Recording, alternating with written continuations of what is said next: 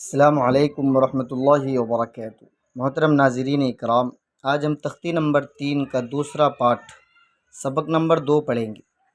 تختی نمبر 3 حرکات، زبر زیر پیش کو حرکات کہتے ہیں۔ حرکت کو جلدی پڑھے، تھوڑا بھی نہ کھینچے۔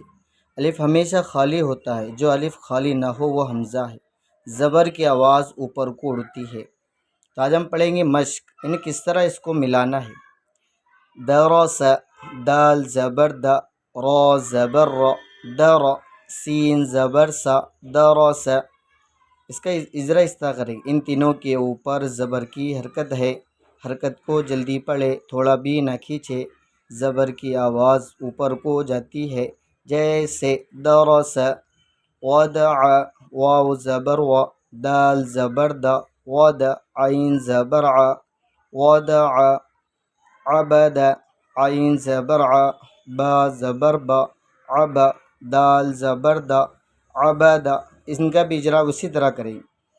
کاف زبر کا، سین زبر سا، کس، با زبر با، کسب،